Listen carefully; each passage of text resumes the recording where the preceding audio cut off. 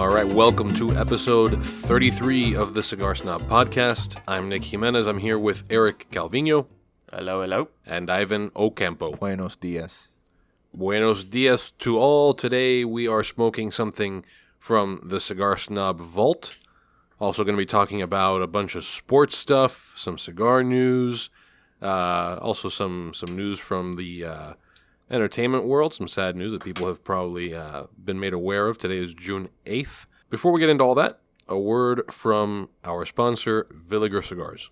Villiger Cigars, celebrating 130 years in tobacco, unveils its first ever full-bodied premium handmade cigar in the Villiger La Vencedora.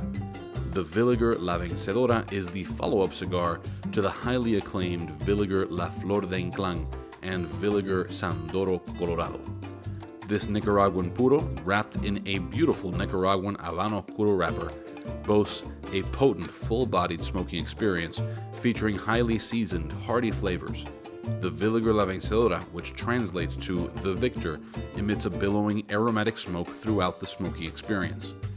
The Villiger La Vencedora, a palate-pleasing, full-bodied, yet elegant cigar that will satisfy the cigar connoisseur as well as the casual smoker. We're back on this episode of the Cigar Snob podcast. Our featured cigar is Humo Jaguar, which is a release. Eric, tell us how you came across this cigar. After the 2011 Honduran Cigar Festival, Miami Cigar started distributing this product. So they sent us a box of these to taste, and we did. We smoked it. I think we even rated it way back when, but then I put some away, as I usually do. So that's 2011. So is this the oldest of the things we've pulled from the vault? Maybe, possibly. I think it is. So yeah, 2011. That's how long it's been in the humidor. This is again made by Plasencia. At the time, it was being distributed by Miami Cigar. It is a Honduran puro. It was available in 3 formats: Robusto, which is a 5x52. That's what we're smoking now. The Corona Gorda at 6x52, and the 6x60 Gigante, which these days isn't really all that gigante anymore, right? By it's comparison. really not that big a deal. Unfortunately, as people may be able to tell, I have a cold. I am not smoking, but those smell pretty good. Yeah, It does actually smell really good. Even through all this snot, I can smell the that sounds Humo so Jaguar, and it smells good. So yours is there in the humidor, so you can still have it. I'll get to it and report unless back. we really, really love these, and then Ivan and I will just fight for it. Right. Yep. Just cut it in half and fight over who gets the bottom. Oh no, I never get the bottom. So what are your thoughts on the cigar? I literally just lit it, but yeah, the aroma is outrageous, right? Yeah. And it's got like a nice sweetness and a little bit of earthiness. It's really nice. So I wasn't too confident about it. I didn't know much about this product. I know. I saw your face. I don't love the name. And I don't love packaging wasn't great either. The label's a little iffy. Totally honest, but it is smoking really, really good. Yeah. I'm getting a lot of like oatmeal and butterscotch. Yeah, it's got this like weird nutty, oatmeal-y granola-like thing. So it's actually really nice. So I think I didn't tell you about this, but Jason, who he's the president of Miami Cigars. I asked him about this cigar, and he told me some backstories about it and some interesting anecdotes. But he also said that they have a box, that they are willing to ship. We didn't talk about this, so I don't know what kind of contest we can do. But he said if you guys want to give away a box as a contest or a giveaway, I have one here, so I can. You guys can use it for whatever you want. So cool. Can you think of something? I mean, rock paper scissors. No, Chico, not for one of us. For our listener. Because that would have been fun. That would have been good. That was great radio, right? Yeah, rock paper scissors, great radio. Well, so this is a Honduran product made by Plasencia, way back when. So first person to take a selfie with Nestor Plasencia. Yeah, that guy wins it. No. Listen, so some sort of picture with a Honduran cigar, I think. Or even just tell us what your favorite Honduran cigar is. Although you like images. Images are good. Yeah. I would say take a picture. How about this? If you tweet, all right, here it is. If you tweet at us at cigarsnobmag.com what your favorite Honduran cigar is, you get 1 entry. And if you do so with an image, you get 3 entries. Whoa. And then we will compile all of those and then put it in our Promo Simple randomizer and then pick one of those. Cool. And let's say Tuesday the 12th. So morning of Tuesday the 12th, get your tweets at Cigar Snob Mag in by then. We want a photo of a Honduran cigar. Yeah, I mean, tell it, but you don't have to. If you don't have a photo, you can just tweet what your favorite Honduran cigar is. This was from the Honduran Cigar Festival, so that's why I'm thinking we do that. So give us your favorite Honduran cigar at Cigar Snob Mag on Twitter, and we will randomize all that stuff. Bonus points if you have a photo in there. And we will announce a winner on the next... The winner will get a box of these Humo Jaguars from 2011. Right, and bear in mind that we're going to end up having to confirm with you your age and stuff like that. Yes. I forget how it is that we go about doing that. Is that like send us a scan of your license or something? That's exactly what we do. Yeah, so, all right, cool. And is this people in the U.S.? Only available to people in the U.S., yes. There you go, okay. Right, hope you were keeping track of all those rules. So... Favorite Honduran cigar, Twitter, at Cigar Snob Mag. Bonus points for photos. Gotta be in the U.S., gotta be of age. Be ready to send us your ID. Boom. There you go. All right, so, moving on. I sprung that on you there, but... NBA Finals update. Woo! We are coming up on probably the end of the NBA season. The Warriors have a 3-0 lead on the Cavs with Game 4.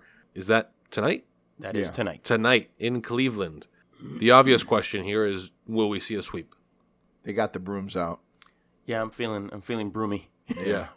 Did you see the video of that delivery truck dropping off a giant L at the Quicken Loans Arena? That was so interesting. It was like, wow, how timely. Yeah. So I don't know what that was about, but it was a giant white L. Like a gigantic one. Yeah, well, maybe we're replacing the Ellen Loans or something. Yeah, that's what people said that it was likely, but man, the timing was just not good. There. You should have just left it off. Yeah. Oh well. The owns. The Quicken Owns Arena. Yeah, the Quicken Owns. The next most obvious question is, what happens to LeBron James now? So if you were making predictions about what he does in the offseason.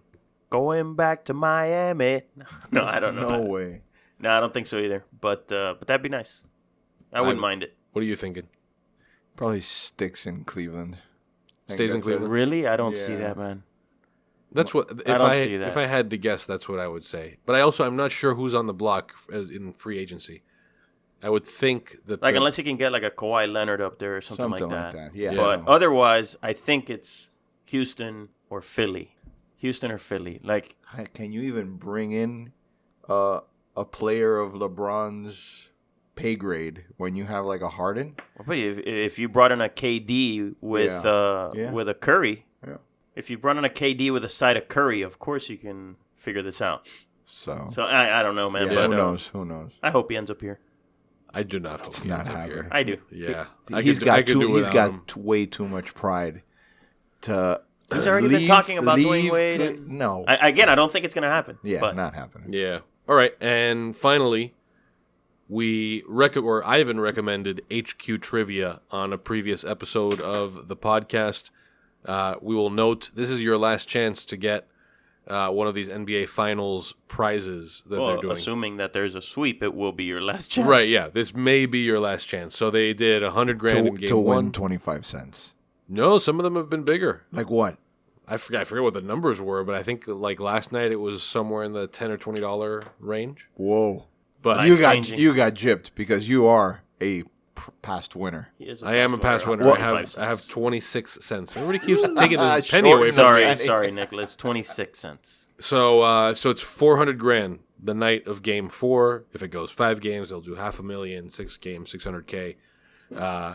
But if you're an HQ Trivia person, you do not want to miss that. I think it's 9 p.m. So what great marketing by those people.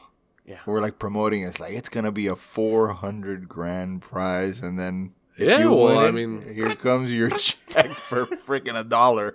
No, you need to have racked up $20 before you can cash No in. check for you. No sir. check Yeah. for you. Win 19. But you may money get it out all here. in one game. You never know.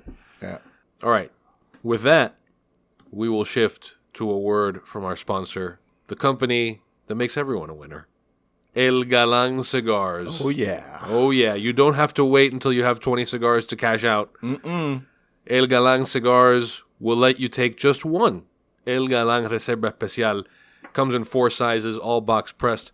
The 5x52 Airosos, the 5 3/4 by 54 Apuestos, the 6x52 Gallardos, which is a torpedo, the 6x60 Obesos. All of these are 100% Nicaraguan tobacco with Jalapa Oscuro wrappers, available in stores nationwide. You can find them online at elgalancigars.com or on Facebook, Twitter, and Instagram. Just search for El Galan Cigars. That's ELGALAN Cigars. elgalancigars.com, elgalancigars.com, elgalancigars.com. Anything else we want to say? Go get it. Okay. Now, some news from the cigar world.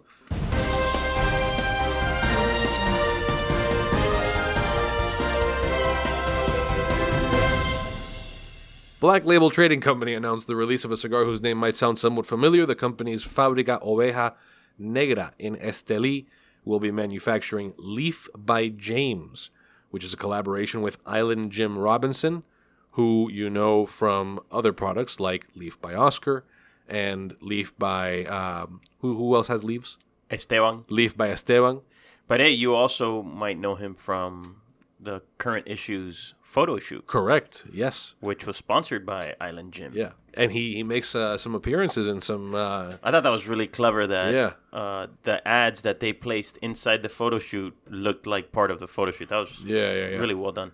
So, thankfully he didn't go as far as to match up the wardrobe. But Island Jim is the owner of Pittsburgh's Leaf and Bean, which, by the way, you should check out if you're in Pittsburgh. Very unique, cool shop. Long the face, or still is, of Leaf by Oscar, which is made by Oscar Valladares in Honduras, and like we said, Leaf by Esteban, which is made at Romacraft. A pre-launch event for Leaf by James will be held June 8th, 2018, at Leaf and Bean in Pittsburgh. Hang on a second. Isn't today June 8th? You're right, that's today. So, Friday, June 8th, they're doing a pre-launch event. If you're in Pittsburgh, you want to have checked it out. The cigar features a Pennsylvania broadleaf wrapper, Ecuadorian Habano binder, and Nicaraguan fillers. It'll be available in one format, a 6x50 Toro.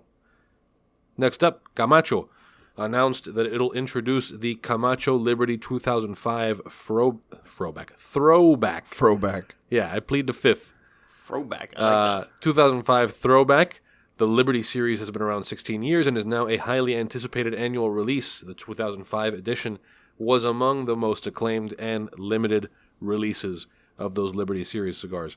The cigar will be available in its original 11-18 figurado format. It is a 6-inch cigar with a 48-54-48 ring gauge. So that's 54 at the widest and 48 ring gauge at the head and foot. The blend is all Honduran Corojo. A lot of Honduran tobacco in this episode's news. According to a Camacho press release, the blend, like the original, yields a rich, dark, and hearty smoke, boasting notes of earth, chocolate, and leather with hints of spice that increase in intensity throughout the smoking experience, end quote.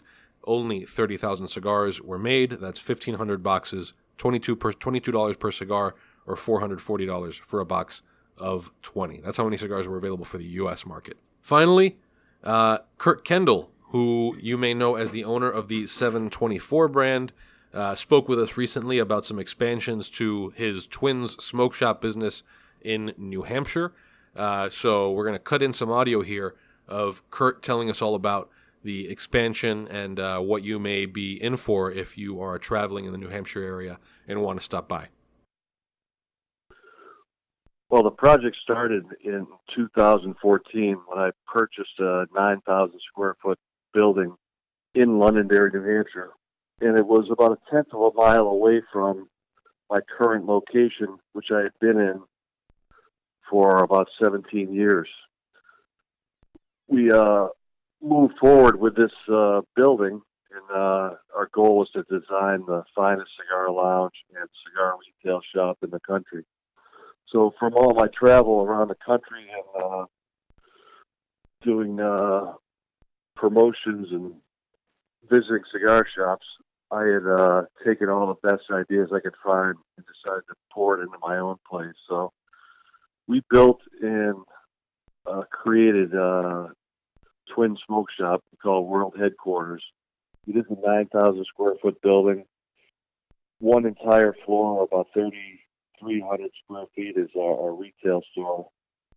And the floor above it, which is about 3,300 square feet, is a full lounge and full bar. So my goal was to have the finest selection of whiskey, tequilas from around the world, and really have the ultimate experience for the cigar smoker to come into. We finished that portion of the project, and we opened that in June 2015. And as we marked this 3-year anniversary of that, we just unveiled a new 850 square foot outdoor rooftop style patio. And we just got that all furnished and opened that up for the public to come and enjoy the outdoors in New Hampshire and be able to smoke outside and enjoy what we put together. All right, and that's the news from Cigar Town. Now, we'll talk to Eric about a volcano he once saw and was freaked out by. Unfortunately, that volcano is causing some real damage in Guatemala now. So we've talked about this volcano that people have been seeing in the news when we're talking about your golfing by it, right? Yep. So tell us a little bit about what you learned at the time, and was, at least from my recollection of you telling the story, there wasn't really like a sense of like this thing will do some real damage at some point. Yeah, no, there was no sense of danger. As a matter of fact, I was the only one in the whole group, kind of like running to my cart to run for safety. Yeah. Everyone else was like, "No, dude, chill out. That thing rumbles all the time." And so the thing actually erupted, and at the last time I checked, I mean, this destroyed the hotel that we stayed in, and the golf course adjacent to it. So, yeah, it was a catastrophe. I don't know if I imagine you've seen the news, right? Yeah. So this is You're looking at it now, I guess. I mean, I had seen the news before. I pulled it up now, but it's called Volcán de Fuego. Correct. And it is just looks like right around Antigua. It is very close to Antigua, and Guatemala City, for that matter. Right. So yeah, that erupted and covered a lot of things in ash. It's that. What is the word for that? So yeah, it was the so on the side of the volcano that the hotel and golf course were that I was in. What did damage there was the pyroclastic flow, right? Which is that like ash and it's like extremely hot ash and smoke, and it chokes people to death, obviously, and burns them at the same time, which has got to be a horrible way. But anyway, it covered the golf course, covered the resort, covered these little towns all around there. So yeah, it looks horrible, man, horrible, and it was such a beautiful place. And having just been in Guatemala, not exactly in that spot, it really touched me to see that all that damage. So I hope the big problem there is that they didn't have like the safety systems in place to like alert people. So these small towns that were near the volcano, only found out that the lava or the pyroclastic flow was coming at them as it was too late. So that's really a catastrophe there. So yeah, I felt terrible. I mean, I felt sick to my stomach when the news came out. Again, just having been there and having fallen in love with the place. I went twice in the last 4 years. So yeah, terrible, man. Terrible news. Yeah, so there's a lot of stuff going on in Central America, man. Yeah, to this point, it looks like that volcano eruption has claimed over 90 lives. CNN has a story up with satellite images. So it's the kind of thing where you can slide the slider in the middle of the image back and forth and see the before and after stuff. Yeah. And it's pretty impressive, how thoroughly covered some of these areas are. Anyway. Are there towns situated on the 90 deaths are really the people in those towns that couldn't get out in time. Okay, because I don't think I've ever visited a volcano. I mean, I've been to Nicaragua, but I've never gone out and been to Mombacho or any of these these active volcanoes. But even in Hawaii as well, right? Correct. Same kind of thing. Like people live near it because they don't erupt all that often. Right. And so you're just thinking, it'll be fine. It'll. And the real estate is appealing to. You're not talking about people who have a lot of choices, Ivan. In Hawaii, though, I mean, you would think. Well, yeah, but we're talking about like one or two little houses out there. Here, it's little towns, little villages. Okay. Very small towns, right? But those people don't have many choices. Right. You still would think they would have one of those early warning alarms. Yeah, look, the thing erupted. Sound the crazy alarm. Right. These people only found out as the pyroclastic flow is on them already. Yeah. Well, anyway, so that's something to be aware of. If if you feel so inclined, you may want to check into how to donate to relief efforts and that sort of thing. I'm sure, aside from just whatever the human cost ends up being in total, there's just the I imagine physical recovery of these towns. Of course. Which I wonder what that looks like as compared to, say, a hurricane or a flood. Is it just removing some of this stuff in some cases? Or I really don't know. This is just me thinking out loud. But something to look into. And in any case, something to see about if you feel like you want to contribute to whatever the relief efforts are. So maybe you can put a link, Nick, to the GoFundMe account. It's called Fuego Eruption Emergency Relief. Okay. It's a GoFundMe account that people can make a donation to. Now, I can't speak to, the validity of where the money goes or whatnot, but that's the one that a lot of people have been pointing to. Okay. So, cool. All right. So let's go back to our featured cigar for a moment. We're switching things up here a little bit, but let's go back to our featured cigar for a moment. How are you guys feeling about the cigar now that you're a little bit farther into it? It's a very slow burner, right? Yeah. But not terribly strong. So that's interesting. I mean, it burns really slow, very thick, full-bodied smoke. Full body. But not a lot of strength going on. Not overpowering, but it still has it has a little pepper. Yeah, but I mean, I imagine the 2011 has a lot to do with it, right? Yeah. It's been there so long. I get puffed wheat from it. Yeah, it's a very. I don't know if a lot of. No, it's well. In so Spanish what you're we call calling it puffed wheat. I get it. It's it's either granola or puffed wheat, or it's got a in strange Spanish characteristic. Trigo, yeah. Un batido de trigo, and I get a lot of that in this. So. All right. So I can't say I disagree. I don't know that I'd call it exactly the same thing. To me, it tastes a little bit more granola-ish, but again, it's a similar profile. Sure. All right, so that's extremely enjoyable. Humo Jaguar. And complex, right? I mean, still very complex after all these years. Yeah. I'd be interested to know how many of these have survived this long. I'm sure not very many at all. But outside of the people who made it or the people who distribute it, yeah, I'm sure not a lot of people have this. Yeah. Maybe a store that bought too many boxes of it. You never know, yeah. Still has. All right, so but by the way, whatever the case may be, if you do find it, yeah. Did you take a picture of this? I haven't, no. Yeah, so put it on there so that if you find it, I mean, it's worth trying. I mean, I know that the packaging doesn't look great. It's got this Jaguar's face made of smoke, and it doesn't really work. It barely looks like a Jaguar. I know it does. Yeah. But all the more reason though that you might find it, because there's a lot of people out there that just buy cigars because they look nice on the shelf. For being honest, this didn't. No. And that may be a reason why they're easier to find in the wild than some other cigars from that year. And I think from what Jason told me, they distributed it for, I think, less than a year. Yeah. Because there were other companies marketing a cigar that they were distributing under the same premise of this is the Honduran Cigar Festival's winning blend or whatever. Yeah. And so Miami Cigar just said, okay, forget it. We're not doing this. Yeah. So less than a year, but I tell you, it's worth smoking. if you can get your hands on them. All right, so Humo Jaguar. In another bit of kind of downer news, you may have heard by now, Anthony Bourdain was found dead after having committed suicide in a hotel room. He was found by fellow chef Eric Ripert, who one of his best friends. Yeah, right? One of his best friends, who you probably also know from a lot of TV and documentary appearances. I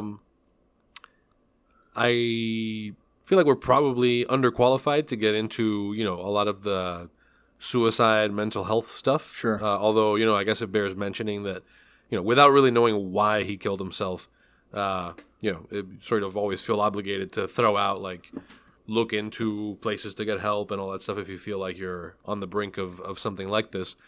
But sort of talking just about Anthony Bourdain, what are some of the things, whether it's quotes or TV shows or whatever, that come to your mind? Like, do you have an especially memorable Anthony Bourdain thing? Well, just in general, this comes as a tremendous shock, right? Not just, to me, but I'm sure to everybody, because you look at him and he seemed to be living this like wonderful, like, is this like a dream? It seemed like a dream job, right? Traveling the world, eating at the best restaurants, meeting new people, but also drinking. On the flip side, right, had a family also, right? So, correct. So it wasn't like an empty, because people Sure. who travel a lot but then have this empty home life, that's tough. But in his case, he didn't. He had it all. Or I should say, it didn't seem like he had an empty home life. It looked like a very full home life. So that is why to me why it was shocking. Yeah, he didn't have any big like negative things in the news. He had actually promotion, I guess, to CNN with his show. It comes as a big shock, and depression is a serious thing. It's real, man. Yeah, it is, and it's sad. Like I remember, I was telling you guys earlier that when I lived in New York, I lived upstairs from one of the restaurants where he worked. Yeah, it's just, man, it's sad. It's it's just such an incredibly sad thing, and he came to Miami quite a bit, quite often. So and just a fellow smoker. Right. Seemed like a good dude. It's sad. And I always compared our travel pieces to a lot of what he did. And it was probably maybe like, a good guide to exactly how we approached our travel issues, how we went into places, trying to show our readers places that they maybe haven't heard of, things to try. So and a lot of it being food. And the mix of, of things that you shouldn't miss with things that you may have never heard of. So like that combination, I think the way he did that inspired the way we do our travel. So like I said, it just saddened me when I heard it. Yeah. Did you have like maybe favorite episodes of shows of his or something like that? Man, the one that sticks out to me, I think he was in Alaska hunting seals. Hunting seals? With Eskimos, yeah. And I think they hunted this seal and they brought it back to this like this Inuit house, and they started skinning the seal in the kitchen on the floor. So I still have that mental image of this thing, of this like Inuit or Eskimo lady, like full of blood, chewing on it like a dead seal. I was like, wow, that's chewing crazy. on seal fat. That's crazy. Man. Seal blubber. Yeah, the thing that comes to my mind is the episode he did in Cuba. Because I know especially here in Miami, there was a lot of... Anytime that somebody announces, we're going to do a big thing in Cuba, there's all this like immediate skepticism. And I think even a lot of Cuban exiles were pleasantly surprised with how satisfied they were with his treatment of Cuba and his sort of acknowledgement of some of the behind-the-scenes, tyrannical elements of that. And I also, even though like I don't do a lot of, food quoting, he has I pulled it up here, one of my favorite food-related quotes, and it was, "Vegetarians and their Hezbollah-like splinter faction, the vegans, are a persistent irritant to any chef worth a damn. To me, life without veal stock, pork fat, sausage, organ meat, demi-glace, or even stinky cheese is a life not worth living. Vegetarians are the enemy of everything good and decent in the human spirit, an affront to all I stand for, the pure enjoyment of food. The body, these waterheads imagine, is a temple that should not be polluted by animal protein. It's healthier, they insist, though every vegetarian waiter I've worked with is brought down by any rumor of a cold. I'll accommodate them. I'll rummage around for something to feed them for a vegetarian plate, if called on to do so. $14 for a few slices of grilled eggplant and zucchini suits my food cost just fine. So, if you want to honor Anthony Bourdain's memory, stop being a vegetarian. It's dumb.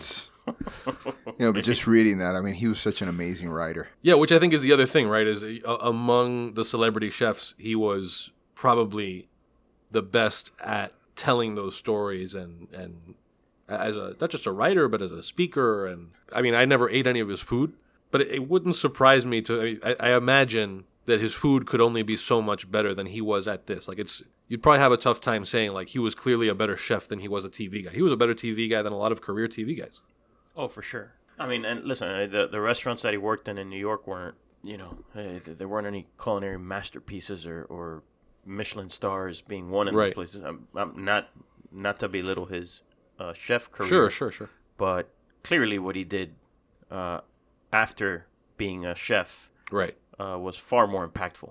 Right. Yeah. And at least in terms of the recognition he got from it and all that. Yeah. So. Even if he had just written Kitchen Confidential and did nothing else, I think that alone was incredibly impactful. That book. Yeah. Our friend Michael Beltran from Ariete talks about it all the time. So. Yeah. All right. So from Anthony Bourdain to our NHL update, we'll be very brief. The Capitals won. Woo! Give us a horn, dude. Come on. Oh man, This is for you. Capitals. I was not ready for the NHL horn. Hold on. All right, that horn is for the Capitals. Washington. Unfortunately, this means the end of over-the-top Las Vegas-style pregame shows until next season. I think it'll be interesting, to keep an eye on that Las Vegas franchise and see how long that success lasts. It's a rare thing for an expansion team to make it that far in a first season, but of course. So yeah, something to keep an eye on.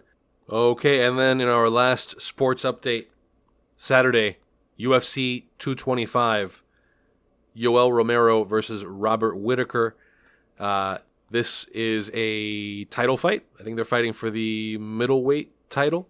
It should be good, especially if you're a fan of super thick Cuban accents. Yoel Romero delivers. We'll cut in with some Yoel Romero-isms here. Hey, Michael Bisping, you say you want to see me in Cuba? I go Cuba tomorrow. I want to see you in Cuba, all right?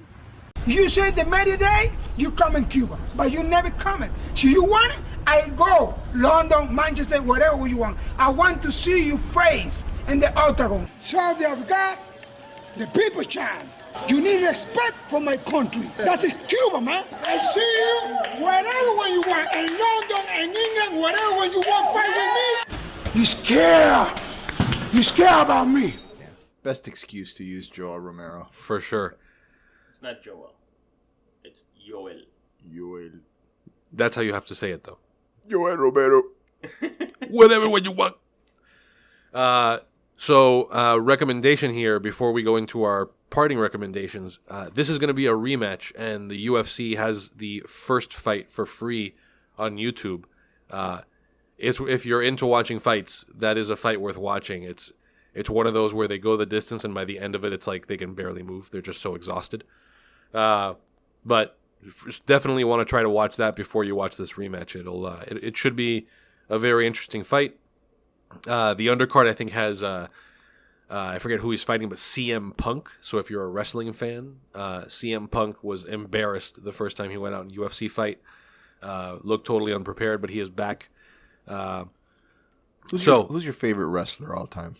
I was never a wrestling fan. You got to throw one out at me. I honestly, I have never given even half a shit about wrestling. Well, so you look like a Jimmy Superfly Snuka fan. No, I liked. I have no idea what you're talking about. I like way back in the. I forget what the name of the. You know how they always had like a federation or whatever. Yeah. I love the Ultimate War. The Road Warriors. Yes. You remember them? Sure. I loved it. Coming in with Black Sabbath. What? Yeah. Yeah, with the spikes and everything. I used to love them.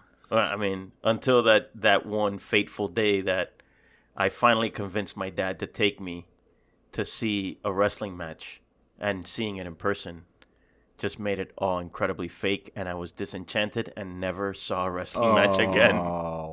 I believe I was a little kid and I believed it. I bought it completely, like hook, line, and sinker. Nick, not even like a Hulk Hogan. Yeah, really, like Andre the Giant. Never. You remember Eric Von Erich? Of course. Like I had my name. I loved Von it. Erich brothers. Yes. Yeah. Their dad Fritz Von Erich. Did they fight barefoot? Yeah. Yeah, they were like. Yeah. They were the Nature Boy before the Nature Boy. Like West Coast barefoot surfer. That's just what go they look like, fake wrestle. Yeah. Let's go fake wrestle. So what was your favorite? So I think I was a fan of the Iron Sheik. Just because of the move, the Camel Clutch. Yes, the Camel Clutch. What is the Camel Clutch? How does one camel clutch somebody? So someone's got to be laying down face down, or as Danny, our friend, would say, dick in the dirt, right? That's right. And then you straddle him over the neck area, and then you put over his back and shoulders. And is your face facing the same way his face is? So both of your faces. This is not going to help our listeners, but right. He's facing down. You get here, and then you take their arms. Okay. You put the arms over your knees, over your kneecaps, and then you pull up on the chin as you squat down on his back. Got it. That's the Camel Clutch. So you're bending his back backwards. Bending his back backwards, pulling up on his neck. It's a tremendous wrestling move. It's a tremendously painful looking wrestling move. But probably didn't even hurt. Probably.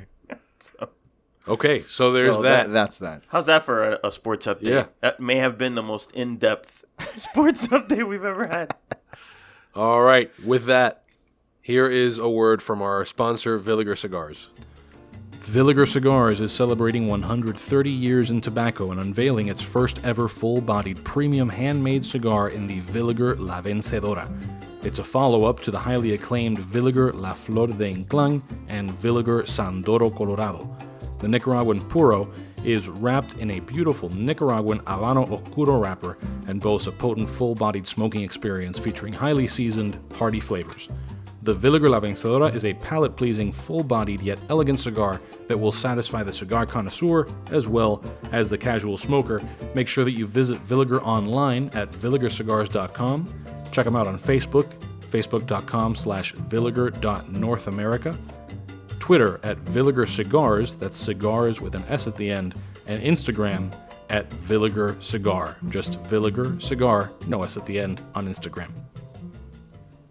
All right, and as always, we're wrapping up this episode with our parting recommendations. This is where we tell you things that you should be smoking, watching, doing, eating, drinking. Ivan, what do you got? I'm not going to be doing any of that. I actually need a recommendation from our listeners. So I have a friend. Asking for a friend. Yeah, I'm asking for a friend. I have a friend who booked a hotel reservation, I believe in Bonita Springs, and he says that he got a tremendous deal on snaptravel.com. I don't know, have you guys ever heard of this? Nope. No. So it's a online travel agency that gives travel deals via Facebook Messenger. So you have to enter your Facebook profile or telephone number, and then they send you the deal. Okay. So part of the rub here is that they get your information before you get the quote, so you don't just start shopping around for travel deals on all these different sites. I've gotten some really, really good rates on good offers. So you signed up. So good that it seems like a scam. No kidding. So I need some help. Has anybody ever booked anything through snaptravel.com? But wait, didn't your friend say that he did, but he hasn't gone yet. So I'm expecting him to show up there, and they're saying, "Sorry, Mr. Clavel, we don't have any room for you." So you want to know if anyone has ever successfully booked and stayed in a Snap Travel reservation? Correct. Okay. Okay. So sorry. Interesting. You want to get back to us? So this is not a recommendation or a recommendation not to use. Soliciting. This is asking for a friend. Yeah. sorry for the change up. No, that's all right. That's all right. A little curveball, but we can deal with that. You'll want to get to Ivan at feedback@cigarsnobmag.com. That's feedback. What? Or they can try scam at or that. feedback. So yeah, feedback at cigarsnobmag.com if you've ever used Snap Travel and have something to say about it. Eric? So yesterday I was invited to have lunch at El Vez restaurant, a Mexican restaurant, new Mexican restaurant at the W Hotel in Fort Lauderdale. Holy smokes, that was awesome. Yeah? Awesome. So it's a Steven Starr property. So the restaurateur, who you may know from Morimoto. Okay. Oh, Morimoto. Yeah, what's China Grill. No, not China Grill. China Steakhouse 3? No, not China Steakhouse Tuscan 3. Steak. He won the James Beard Award for Restaurateur of the Year. Ah. So he's a badass. Yes. At any rate, the restaurant is great. Has an area where you can smoke. You're facing the water on Fort Lauderdale Beach, facing the ocean. Nice. Really worth going to. And the hotel itself had a massive renovation, and it's beautiful right now. So the W Hotel, Fort Lauderdale, El Vez restaurant. By the way, the name of the restaurant, El Vez, which actually means nothing, right? El Vez means nothing. Yeah.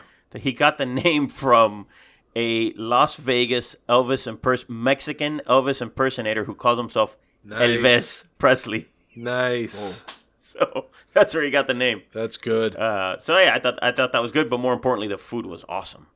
Cool. All right. So Elvis in Fort Lauderdale. My recommendation is more of a recommendation to avoid. Don't watch The Handmaid's Tale on Hulu. Is it a chick flick? No, it's yes and no. You always come through with these chick flicks. It's not a chick flick. It's not a flick at all. It's susceptible to a chick is. flick. It's a Hulu original series. It is not quite a chick flick. It's about the premise of it is it's based on a novel from 1985, and the premise is that the U.S. government has been overthrown by a theocratic. There's basically some issue with infertility, and so they're taking all the fertile women. Chick flick for sure. No, they're taking all the fertile women and making them As he says, no breeding stock. He's clearly Yeah. describing a chick flick. Only movie I would watch that the U.S. government gets overthrown is Mars Attacks. So there's that. We come in peace. Good.